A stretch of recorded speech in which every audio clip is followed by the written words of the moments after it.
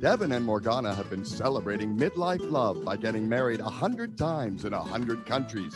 They believe grown-up love gets better and more fun, especially for women. Everyone's smarter, wiser. Men are more relationship ready. And if they're not, it's obvious. Forget anything you were told about being too old or too late for love and adventure. Instead, get fresh new tips on dating, relating, and travel to exotic destinations. And best of all, call in for personal guidance, creating crazy, sexy midlife love in your life.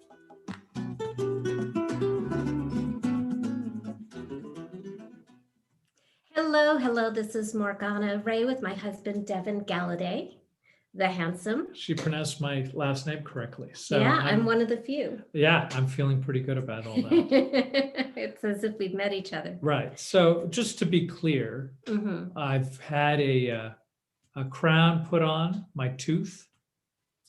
We don't have hot water. I was out fixing the hot water heater out in the back. So we have, sometimes I pull it off. Sometimes you have to get in a pro, somebody who knows what they're doing. So I'm feeling a little rustic. Speaking of pros, and we have the raccoon adventure. Oh yeah, that's a whole separate other thing. I haven't slept in like a week. Yeah, because we have a family of raccoons under the stairs. Right. And so I think that's worth repeating. So what we did was, I think we did the nice thing, which was the humane thing. We got a person to trap the raccoon. Talking about real professionals. Right, trappers, right? So who are they were gonna treat it nicely and all that other stuff. And so we didn't know, because it was under the house, that there was a family. But so I'm assuming there's I had a raccoon. suspicion. Well, I wasn't sure. So, but we had it because it's not raccoon baby season. That's supposed to have been moved on. So the raccoon has moved into the house. We hire the trapper. The trapper comes within an hour. Raccoon is caught. And it's exciting. But of course, there's still noise going on, and the raccoon's out in front. So we keep the raccoon. The guy in the morning picks up, because I don't sleep, the guy in the morning picks up the raccoon, starts driving it to wherever raccoon land. He's going to take this raccoon. I think the Los Angeles forest. Something like, right, yeah. Exactly. So he's going to do that.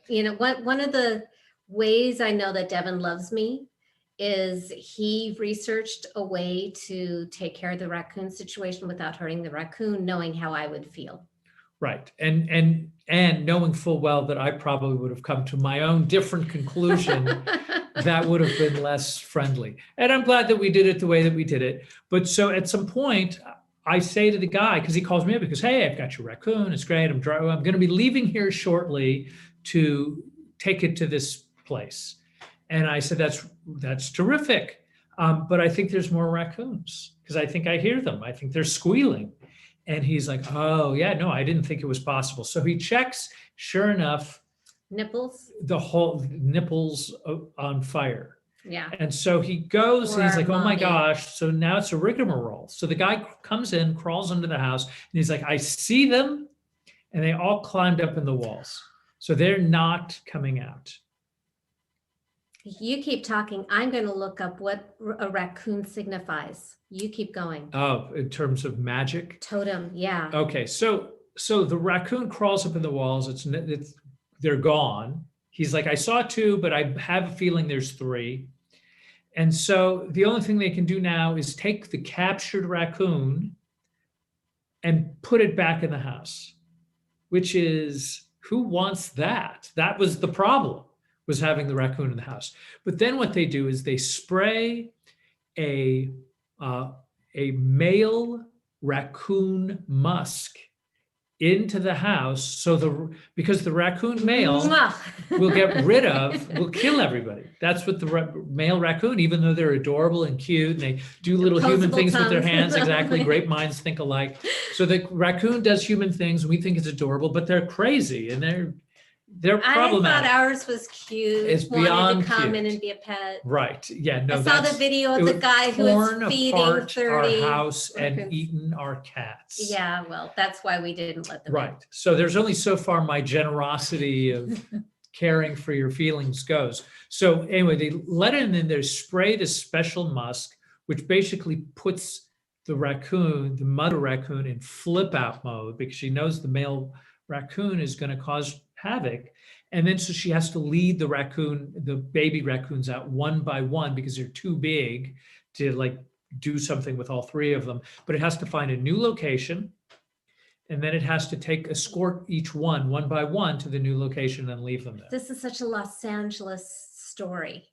Right, but this is all quality problems. No, yeah, well, it's just like the home and the finding a new place to live because, your place has changed owners and been taken off the market. Yeah, it's definitely a sort of a, what's that sound? I don't know, somebody's playing a song in the background. We have our own muse. I don't know. I wonder if Doug, and it's a song. Oh, maybe it's. Oh, it was my phone. Yes. That was annoying. Okay. Bluetooth. Technology, you have to be all over. Yeah. Okay. So, raccoon totem. And by the way, if you read the show notes or you got my email or you saw me on social media, I said we were going to do tarot readings and we're going to talk about manifestation. And I promise we will get to that. I mean, this isn't a show about raccoons and me fixing a water heater. It's all about raccoons and water heaters and chimneys and home improvement. But so the raccoon spirit animal is a problem solver. A clever totem, the raccoon offers lessons about the importance of adaptability in any situation and taking the time to look at the big picture, not just what one wants to see. So there's something in our environment that is getting our attention and reminding us that we are problem solvers. Those who have the raccoon as their totem are problem solvers who leave no stone unturned in their quest for truth and solutions. As they remain calm under pressure, these individuals also have an insatiable curiosity about the world around them while possessing the wherewithal to know to look before they leap. Well, they're smarties, that's for sure. And one of the first things that the pro trapper had said is that, if you catch a raccoon in the trap, you'll never catch it again. Like it's learned that lesson hard. So it was like, it's one of those things that now we have the trap displayed, but closed because we're just putting the display there through its, like its opening just to terrorize it. So it knows that. Oh, I thought it was just like art. I didn't know why it was there.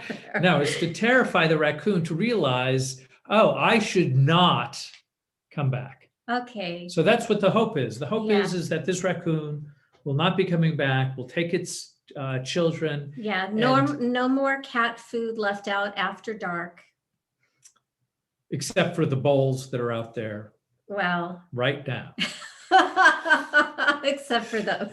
Right, because there's hungry raccoons. Yeah. So they should, They're cute. All right, great. So there we go. So let's see. So just putting it out there, raccoon magic, raccoon energy. If you have a problem that needs to be solved, be curious. Be thorough and look before you leap. Those are the messages that I got from the raccoon totem.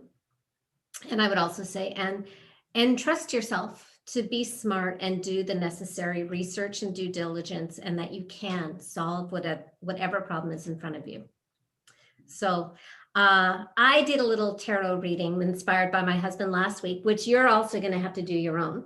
Because mine was, I asked the question, based on Devin's, what do I need to know by the end of this week, which I think was similar to what you asked. And then I realized before the show, but that's kind of personal to me. So I'm just going to go through my interpretation quickly, get Devin's feedback, and then I'm going to ask Devin to do a reading. And you get to decide what it is. If somebody wants to ask a question, call in. Producer, can you type in our number since we don't have the banner anymore that has the show number, and I didn't I was going Well, we'll do a generic reading this week. But I'll also, okay. But also if you're listening to the live and you have a phone handy, you can call at any time at 888-627-6008. And I'll repeat that, 888-627-6008. So my reading, and I like to do a little 3-card reading, past, present, future. So the first card that I pulled for the past is the Knight of Cups, which is a handsome, romantic knight on a white horse, and he's in shining armor. Just the cutie, like what every woman wants. He's heart-centered. He's holding the Holy Grail. He's not off to battle. So there's something romantic about him. He's in touch with his emotions and his feminine side and his creativity and his intuition. So I assume this is Devin, because Devin is in fact a knight, knighted in San Marino. I am a Cavaliere di San Marino. A little young. Knights tend to be younger than Devin, but Devin is bona fide a knight. So I'm going with that. So one of the interpretations of the Knight of Cups is a new project. So I would say that the past, just because he's not really going anywhere, which is what's interesting about this card. I think it's just, I've been with Devin not going anywhere for a year. This has been the longest we've ever gone without getting married, without leaving the country, and without getting married. Crazy making. It is crazy making. Look, to be confined and in quarantine, there's no better situation for this in the world. We have a house. Devin is, and by the way, the creativity is also associated with this handsome cupbearer. Devin is, creating music, like recording these beautiful songs that he wrote back when he was young, and then more recently, depressing songs. But they have great melodies. Well, but there's some I was a depressed little kid. This is the joy of this whole crazy, sexy midlife thing. Well, the whole. But I enjoy being the angst, with you. The teenage angst is powerful. For those of us who have kids, know all about that. Hopefully, you're enjoying it and are of solace to the young minds, the young impressionable minds. Well, it just reminds me how grateful I am to be in my 50s instead of in my teens and 20s. I just got recruited to lead a live training for a group that I've been volunteering with. And I've just been a follower and a busy bee for this group because I love what they're doing in the world. And then I was just like, hey, can you lead the training? And I'm like, sure, I have no idea what you want me to do, but I will do it. And then a bunch of more experienced people started pointing out all the things that I was doing wrong. And the joy of being like a breath away from turning 54 is that I take the feedback, I make the adjustments, and I move on, and I just don't care. It's like the shame and the heaviness of being a younger person is just like, oops, okay, now I know, and thank you for helping. So past would be, I think, just this year in seclusion with this handsome man, my knight in shining armor, El Caballero di San Marino, Devin de Galladay, I'll just say, of Galladay. So present is the 9 of coins, and it's a really cheerful yellow card of this woman in a beautiful kind of luxurious dress in her garden with her hawk. So she's very, very like upper caste and surrounded by her coins. And again, it's like, I'm here and I'm in my garden. Literally, I have my garden. I am, adopting feral cats. I'm already grooming my next feral cat. His name is now Lou, after the Irish god of the sun. So there's this just enjoying being in her own home, and I feel really, really grateful for the security. And there's also a piece of it that I am spending an insane amount of money this month on chimneys and water heaters and raccoons and water bill and who knows what else, because the month is really young. But it's just like every day there's some new multi-hundred or multi-thousand-dollar bill. And I guess that's just this month. So yeah, she's bright and she's surrounded by money. And I think if we're talking about the present, I'm really, really grateful that I can go through all this annoyance and I'm just not freaked out. So there is like enjoying your garden and gratitude for what you have now. I think that's what this card is about. Devin knows way more about tarot than I do. I mean, I'm a 4th generation tarot reader. Devin has studied it from the occult standpoint, way beyond what I've ever had the patience for. So you can correct me on everything and reinterpret all of it. I would love to hear your interpretation. And then finally, this was my favorite, the future. I've been so lucky. I've been just drawing all these positive cards every time I do a reading these days. The future is celebration, the 4 of staffs. It looks like a wedding.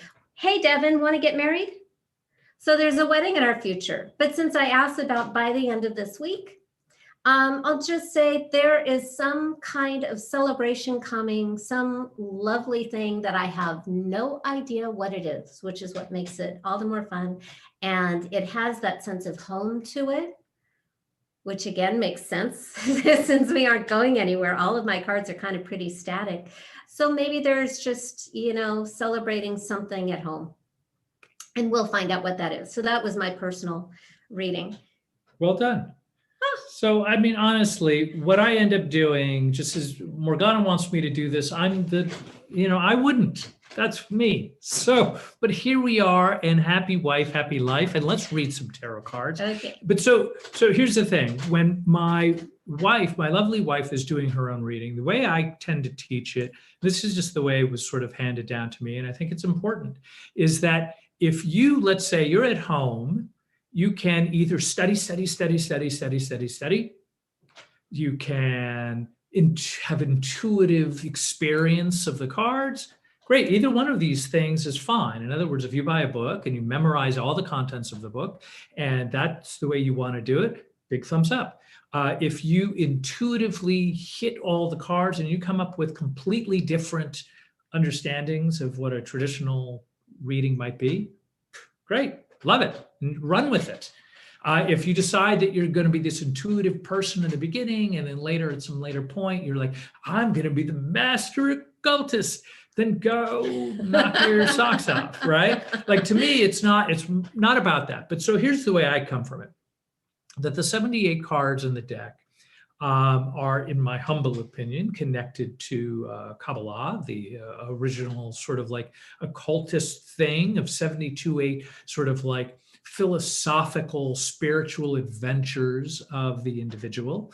I think that idea lends itself perfectly to divination. A lot of the ideas, and I do want to say, because if we get a card like, let's say, the Tower, or some sort of a card that people what? It's a bad card. It's a terrible scary looking card. It's a scary looking card, but a lot of this stuff has much to do with sort of like the human psyche, and not necessarily, I mean, is it conceivable that you pull the death card and then 2 weeks later somebody you love dies, or somebody recently died, and it speaks to you that way? Then that's totally cool. But the death card within itself isn't necessarily. So if I pull the death card, I don't want anybody to be flipping out. It also has some really happy, hopeful, lovely elements in the death card too. It's not. I don't know. I like that. I don't know about that. It's got the flower. It's got the sunrise. Well, okay. So it depends on the deck that you're using. I will look for the happy thing. I think you should. I think they should create the Pollyanna deck where everything is just rainbows for all who care. There's just rainbows and there's just flowers and springtime. And so we had a good reading last week.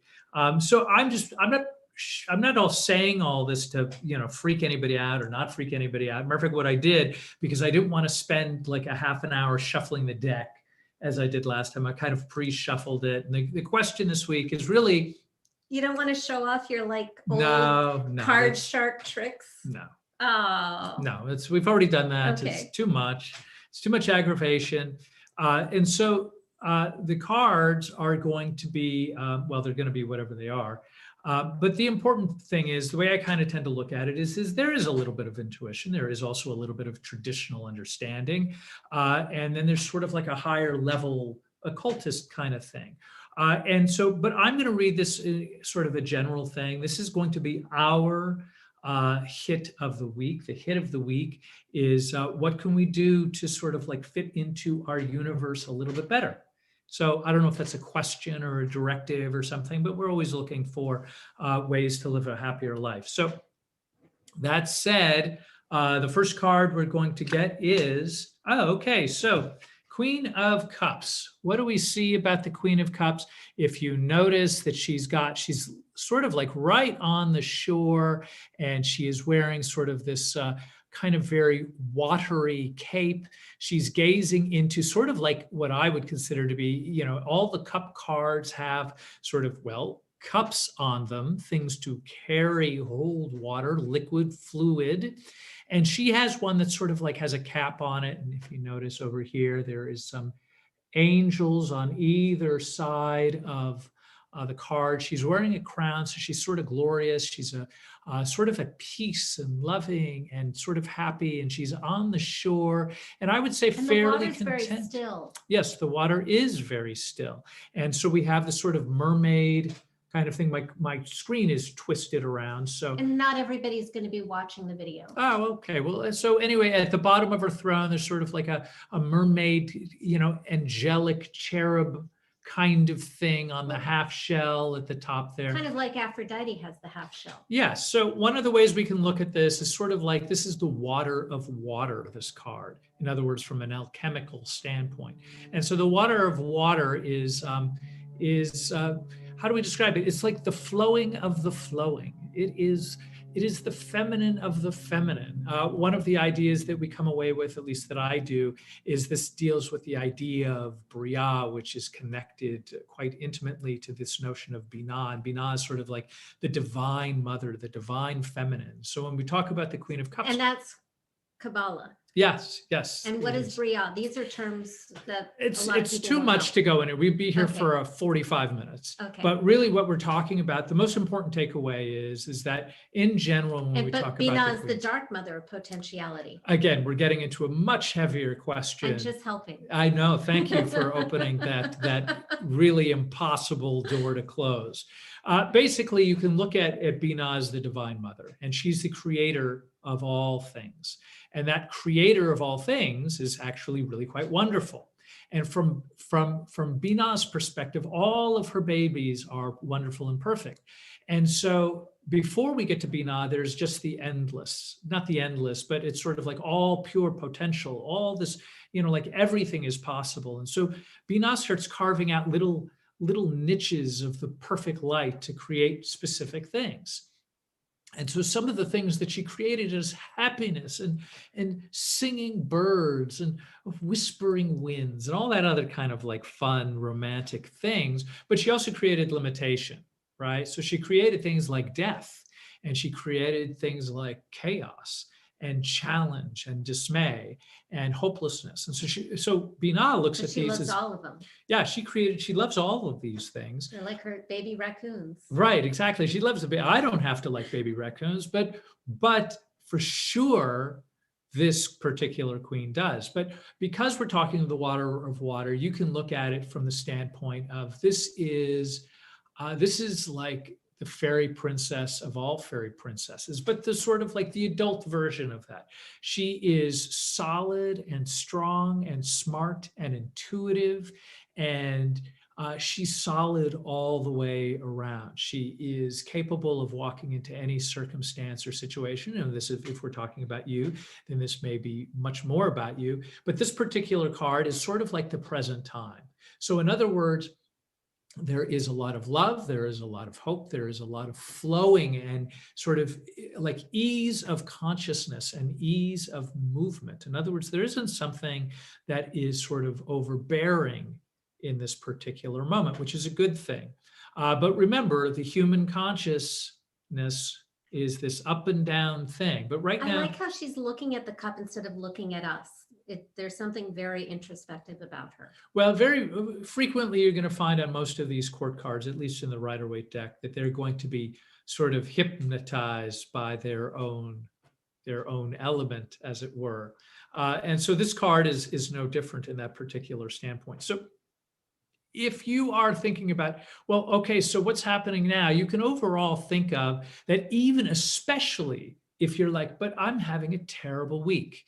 This would be one of those cards that I would say, okay, allow yourself to open up and feel a little bit of freedom in the universe. Even though things are challenging, they may look that, I would sort of challenge you, seeing this particular card as things are not nearly as dark and desperate as they may be. That while Binah, the dark mother, has the capacity to do things that we down here don't particularly appreciate, overall, she's sort of like this rock star.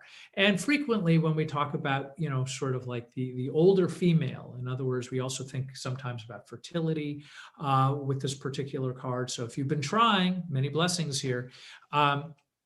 So there's a lot of positivity in this card, and I would sort of internalize that to understand that even if you're having a feeling that may be negative, to understand that at this very moment, things are sort of perfect as they are. So. And there's that intuition element too. Yeah, well, yes, I had mentioned that earlier on. So the second card that we will look at, a cool card. One of my more favorite cards in the deck is the Magician. You will see that he is robed in red, frequently dealing with ideas of ambition. We have sort of like blooming flowers above and surrounding him overhead. He is reaching up to the sky, and then you will also notice that he is pointing down at the ground. And you'll see this sort of infinity symbol above his head, which is the as above, so below. Exactly so. In other words, he's kind of like making that distinction. And the Magician is sort of the person who is the embodiment or the crossroads of that as above, so below notion. In other words, the idea, right? If we're just to put it in the most practical sense in the world, we've got this idea of that's above, right? This perfection above, we have the capacity for that perfection below. It may not be, always the way we want things to manifest. And here we will also see, you'll see sort of like a table before the Magician, and there's a bunch of different implements before him. And that means he is working in harmony with the universe, right? So we have a lot of lush flowers, lots of green, lots of things in life that are happening in a positive way. We've got his undergarment. You will see his white, which will stand for purity. I think that my wife wants to play along, so she's looking up things on the internet at the same time, which is very helpful. I realized and that I never mentioned that today is 11/11/2020. And 11 is a power number in numerology. And when you've got 11/11, that actually symbolizes as above, so below. And I just remembered that when you started talking about the card. Now it's like, well, what does 2020 mean? I have no idea. That's why I'm looking it up. Keep going. Okay, so there we go. We have this as above, so below idea. In other words, this particular person is sort of the conduit between this as above, so below, and works in harmony within that universe. So in terms of the past, is that, again, whether you realize it or not, you have this sort of innate ability to work within the universe and sort of claim it. And we're actually going to discuss this perhaps a little bit later, maybe ironic, maybe not, that there's some positivity that is going on between these particular pairings of cards, between what is the past and what is the present. So we have lots of love that's happening right now. And part of that is that you already have that ability at all times, I would argue, but particularly with connection to this particular card, I would suggest that even if you're having doubts, and by the way, if you're feeling great, then feel great, right? Run with that. Like if the presidential election made you feel wonderful, then big thumbs up. If the presidential election made you feel terrible, these qualities that are within you don't necessarily, well, they don't go away unless you make a decision to say, well, I'm going to be so angry and I'm going to be so upset. And there's so many things that are wrong with the world. We can do that. We can absolutely do that. I did that for 4 years. You did that for 4 years. I didn't. I One didn't at of all. us has to be solid. That's the great thing about we take turns. We take turns. So anyway, and as people, we just have our ups and downs. There's all of a sudden there's going to be this tragic thing. We're going to have to walk through it, but we have the capacity to do so, right? Because remember, the magician card isn't just sort of like, yes, it's specific and prominent in this reading right now, but all the 78 cards are different aspects of our humanity. Right? Our spiritual, our divine, our philosophical selves. So these things that we talk about when doing a divination or a reading or something like that is this thing where we can actually kind of stop and go, oh, wait, I'm already this. Now it's just a matter of not whether I'm willing to take the decision to start aligning myself with that notion right in this moment, even though it may not be practical, even though it may be uncomfortable, even though it may even be weird. Like, what are you talking about, crazy person wearing a lumberjack costume, talking about water heaters and magic at the same time? So this is our past, our present. So past what is the magician card, present is the Queen of Cups. Right. So our next card, okay, so this is an interesting card. So this is the 5 of Cups. So what's happening with this particular guy? If you notice, his or her face is shrouded, wearing black. The castle is sort of like, the castle over here is sort of like on the other side of the water. There's a bridge. There is a bridge, but it's on the other side. But what this individual is staring at are these 3 spilled cups that are in the foreground. And what he has his back turned toward are these 2 full upright cups.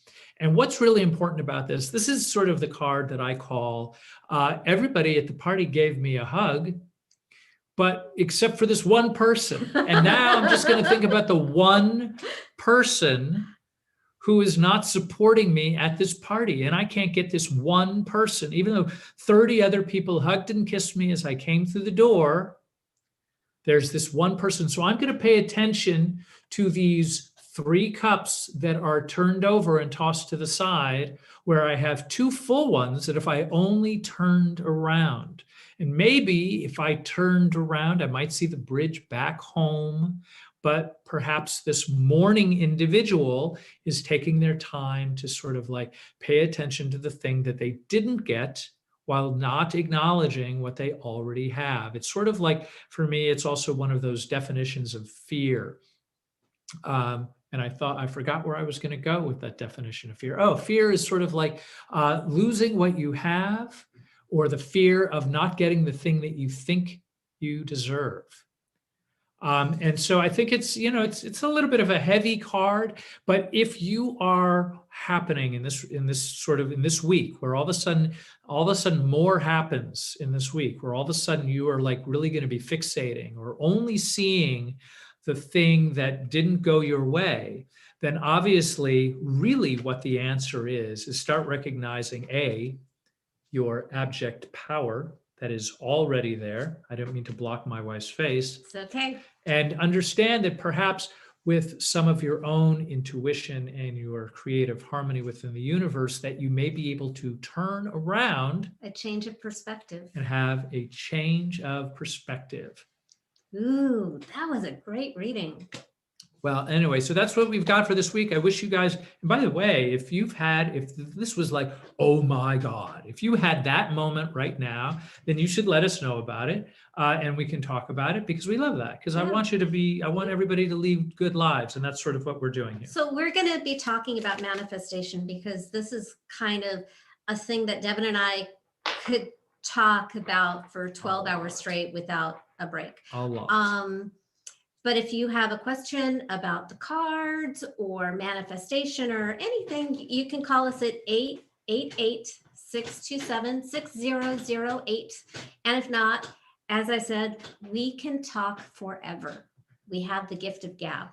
Right. So, Well, we've already talked through most of the show. So well, about water heaters, raccoons, and the 5 of cups. so what is, Devin, what is your favorite manifestation trick? Okay. So I don't think in terms of tricks, Mhm. right? I think it's much more about realization. And so I'm going to start with like the heavy duty, most abundance filled thought that I can come up with. It's not that I've come up with it. It's just sort of the reality. And the reality is that you create your own. In other words, you create your own world, you create your own universe. Let me give you an example. And by the way, I think this is one of those things that like you wake up in the morning and you just are feeling out of sorts. It's one of those things that like, for me, it's like you come back to over and over and over again. So let's say, as an example, I'm not going to go into politics, but there's a politician or a group of people surrounded a particular idea, and they have this thought, and you're like, their thought is a terrible thought. It's a terrible idea. I mean, certainly, like I can look at a younger generation and go, what are they doing? That makes... And those clothes. Well, that's even beyond the clothes, but sort of certain ideas, like they don't make sense and they don't resonate true. Part of the reason why they don't resonate true is because it's not my truth. It's not the thing that I need to focus on. Now, I can take seeing somebody else's truth and I can either say, well, but I'm going to judge that truth now. And maybe I'll make myself miserable if there's enough of that truth around me that I don't particularly, it doesn't resonate with me, it doesn't work for me. Matter of fact, I think it's wrong and detrimental to this earth as we know it. Now you sound like me. Go on. I don't know wherever that came from. But so we have all these feelings about all these awful things that are around us. And without the idea that part of what we do is people. In other words, at some point in our lives, we grow up, and most of us, we get a job that's probably fairly suited for us. We surround ourselves with friends that are, almost certainly suited for us, right? And those friends that we've chosen agree with a lot of our sensibilities. Not always, right? And we can have friends that we don't necessarily have to, because if we talk long enough, at some point we're going to disagree about something. So what does this have to do with manifestation? Okay. The point is that your manifestation gets to coexist with everybody else's manifestation.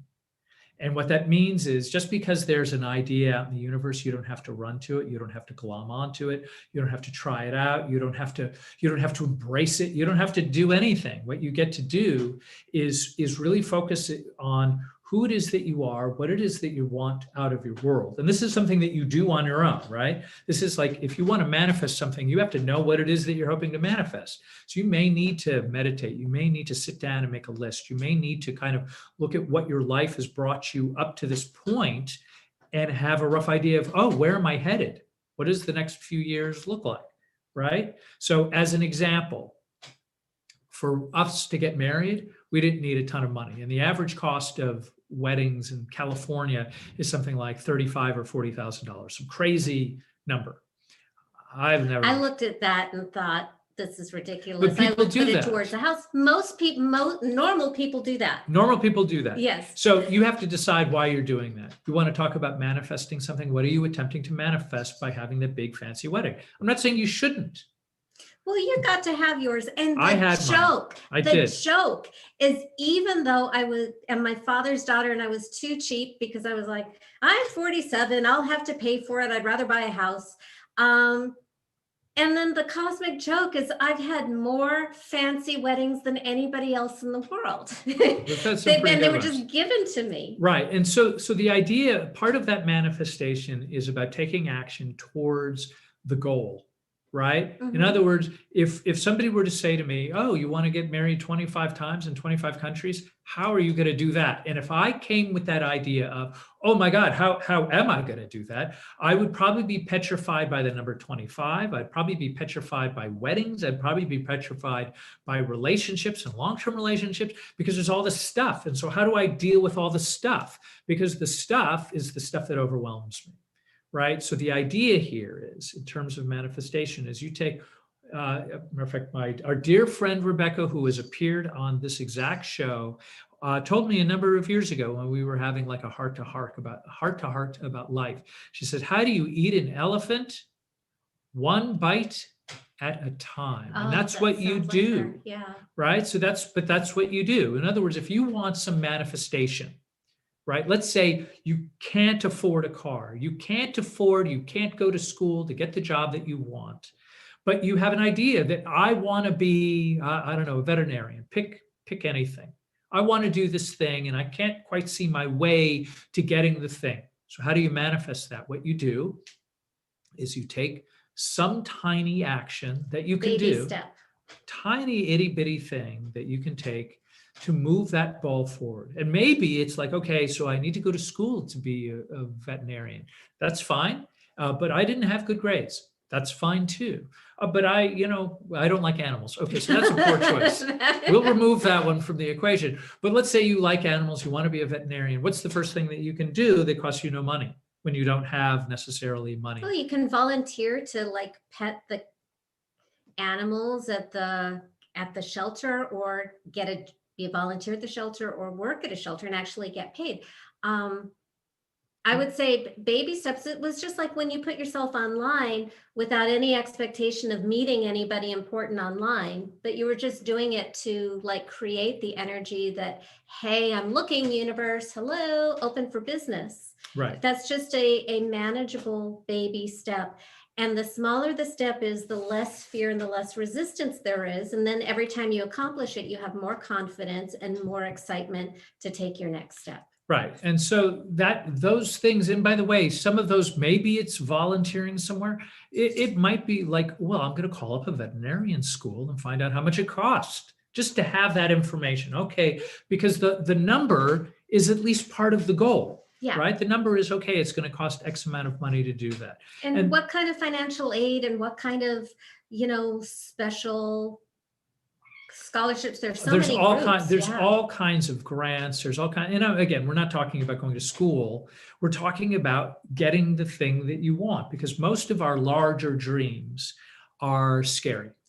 Oh, here's another thing that I would add to it, and then I want to share some of my manifestation things. But yes, make your goal bigger and further out in the future. Whatever your dream is, make it even bigger and put it farther and farther out in the future so that you have breathing space. Like make it 10 years instead of 1 year.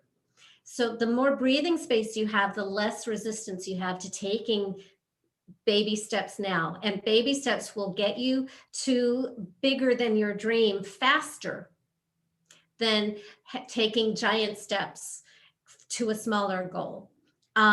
Because that's really just how our psychology works. We can accomplish so much more if we cut it down, like Devin was saying, into smaller sizes, and make your goal bigger, because what you can accomplish long-term is far bigger than you imagine.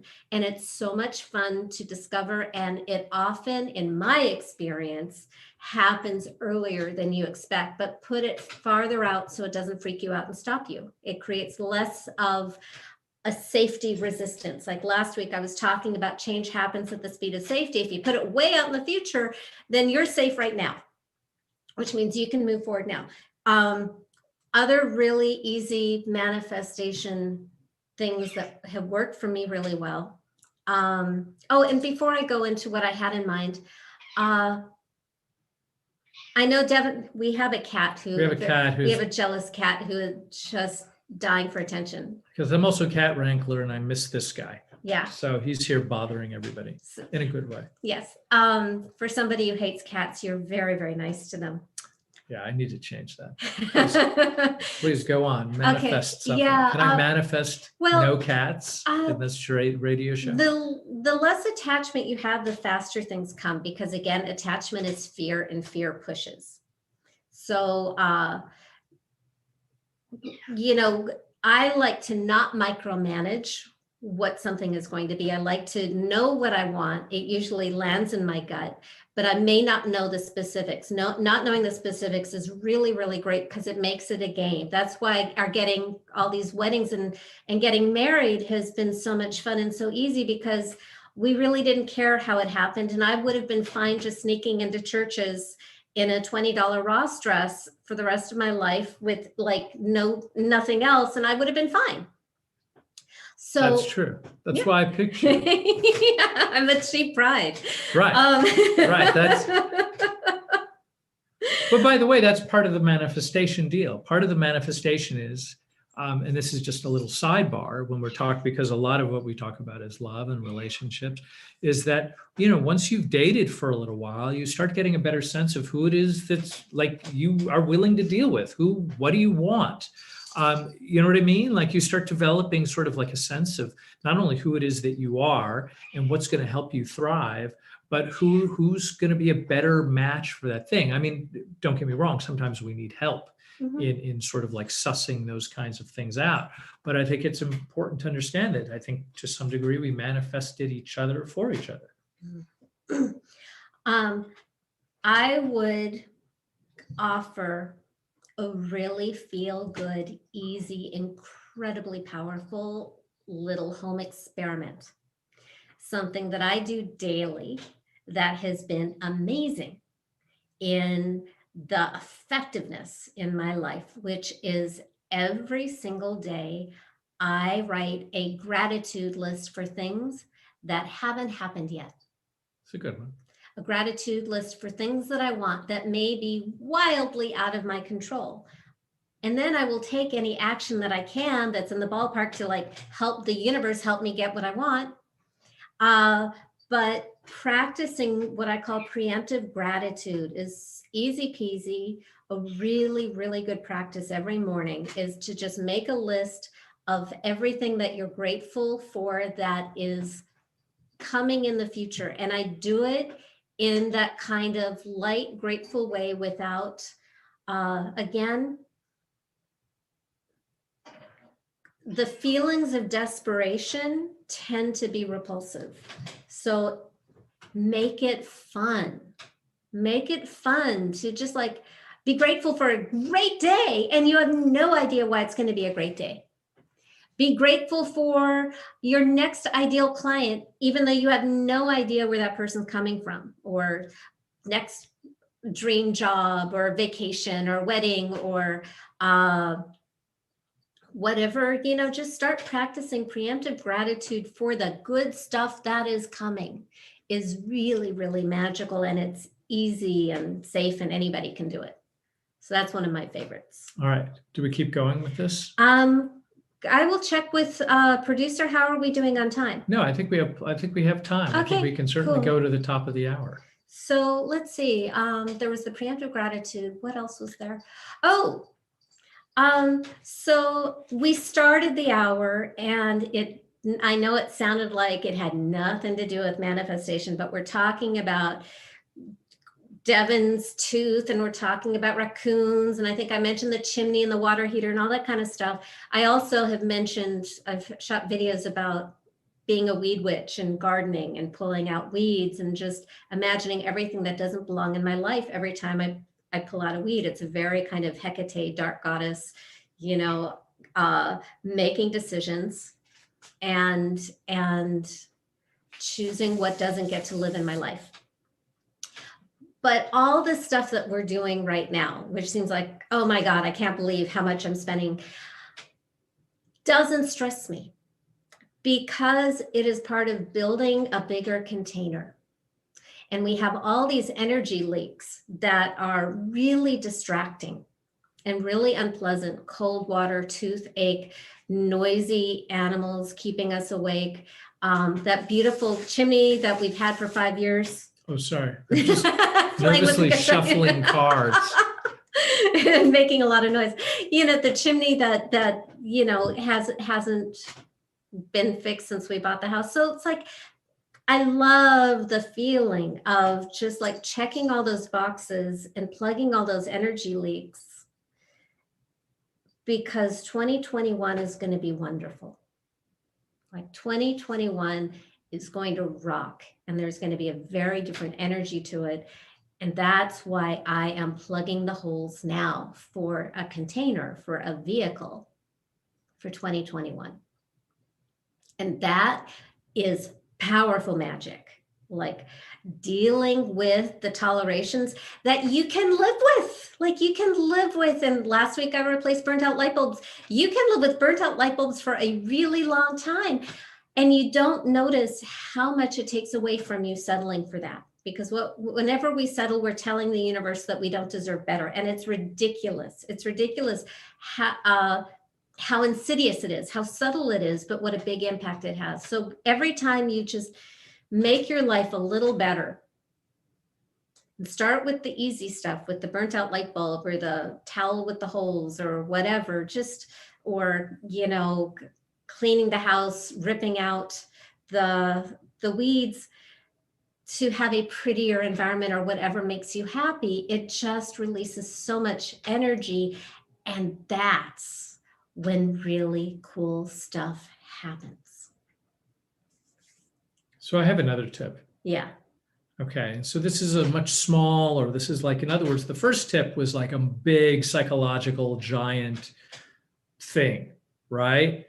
That like you may have to wrestle to get your head around. I think it's worth it. I think it's worth considering. This one is a much smaller one, and it just has to do with, and again, it's still sort of like on the conscious level, but I think part of what it is where you quite literally go and proclaim that today is going to be a great day. And you say it to yourself, say it in the mirror, say it in front of your best friend, say it in front of your spouse, like proclaim it. Like, even if you think, oh, this is not going to be anything, do it anyway and see what happens. Because what the brain will do is say something to the effect of, oh, well, this is just garbage, so I'm not going to do it. And then, of course, you could just say it's garbage because I didn't do it, and it was such a terrible idea that nothing actually came of it. Not surprisingly, because really the larger magic was, or the larger manifestation was, oh, this is garbage. That's the real manifestation. Oh, you've decided it's garbage. So then guess what? It's precisely that. I'm thinking of a story of a friend of mine years ago who was in the clothing business, and he had spent all this money to exhibit his line of clothing at a convention, and none of it arrived. And he cast an amazing spell without using that language in his head. He made a decision that something wonderful was happening. And so he had an empty booth. And he went around and introduced himself to everybody and made friends with everybody. And he had this mystery because his stuff wasn't there. And he turned this because he decided something wonderful is happening here. Even though it didn't look like something wonderful was happening, he got so much more interest and such better relationships that he made far more sales in the end than if it hadn't happened. And I've had stuff like that in my life where it looks like the worst thing that could possibly happen happens. And it turns out to be that gift in disguise. So like jumping based on what Devin said, I think just making that decision when you're facing that horrible thing, that something wonderful is happening here, I just don't see what it is yet, is in itself a way of casting a spell and finding the thing behind the thing that wants to happen. And yeah, I used your shtick again. Yeah, you did. It's fine. It's not copyrighted shtick. Well, maybe it is. Everybody's using it, then that's no good. But so that's part of the thing. And the other thing is like the more measure of consciousness you put into a thing to manifest, the better it becomes. Meaning let's say you do that thing. Okay, I'm going to have a wonderful day tomorrow, and I'm going to say it to somebody. I'm going to say it to the mirror. I'm going to tell myself, this is the thing that's going to be. The more you ritualize it, the more you sort of like put into that thing, the more meaningful. If you say to yourself, well, yes, I'm happy to say this thing into a mirror, but what is really meaningful to me is lighting a candle while I'm saying it in the mirror. Or if you say, well, but I need to be burning, I don't know, sage while I'm lighting a candle and saying it into a mirror. And instead of saying this particular sentence, I'm going to say this other sentence because it reminds me of my grandmother who I always wanted cookies. And anytime I went to my grandmother's house, she had cookies. So I think you're getting the idea is that you're building upon the desired outcome, and you're fortifying that outcome with other things that help bolster A, the universe, and B, bolster you into having that thing happen. And then, of course, the easiest way to try it is to just do it. Try it and see what happens. Devin, I just had the wildest realization. So remember, today is 11/11, and the card that I picked for what to expect for this week, it's an 11 and an 11. Yes, it is. Whoa, mind-blowing. Tied together with a hammock. Yes, although huppah. That's really more, it's more of an Italian huppah kind of thing that's going on there. So with a glorious couple. This is evidence because I picked the card randomly when I was doing the reading, that this is what is waiting for you. It's all about manifestation. Today is 11/11, which is 2020, which is 2020 in numerology means focus, relationship, pragmatism, teamwork, infinite potential, and conscientiousness. And I have to go because it's. So we're going to wrap up because you have to go. But so for all of you watching, what I'm talking about, because I forgot some of you are listening, is I'm holding up a card. It is the 4 of Wands, and it's a celebration. You've got the 4 wands, and you've got 2 on either side, so it makes an 11/11 like today. And we're talking about manifestation. So, drawing from Devin's reading, draw down from above and pull up from below. Be your magician. Look within and be true to your heart and create and focus on the positive and what you have and the bridge to your home. Even if you're seeing some crap in front of you, turn around. And this is the outcome. This is the physical evidence. I'm pointing to the 4 of Wands, the celebration, the 11/11. It's just happy. It looks like a wedding. So if you are with somebody, I wish you great love and partnership. And if you're not with somebody, this is what I wish coming towards you. And in the meanwhile, enjoy this wedding to yourself. And I'm vibrating with magic. I'm not, but I have to go. So manifest away. Right. We will be back next week with a guest. All right. Yeah, we wanted to get this video technology halfway comfortable before we started bringing in other victims. So that's a challenge. Yeah, so we have a very exciting guest next week. I'll, be sending out more about it, and come back and see us next week for some more crazy, sexy midlife love, 5 p.m. every Wednesday Pacific time. Mwah! Namaste.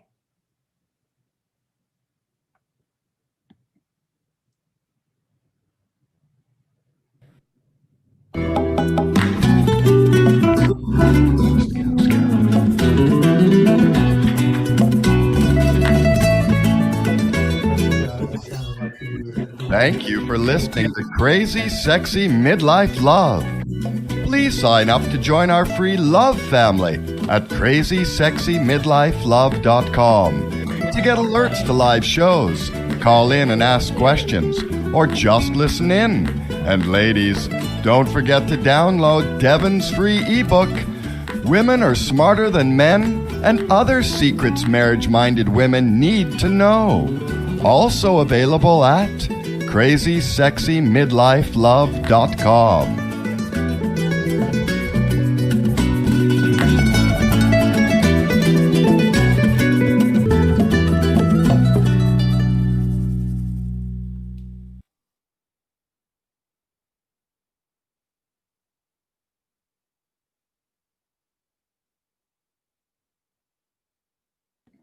Hi. Hello?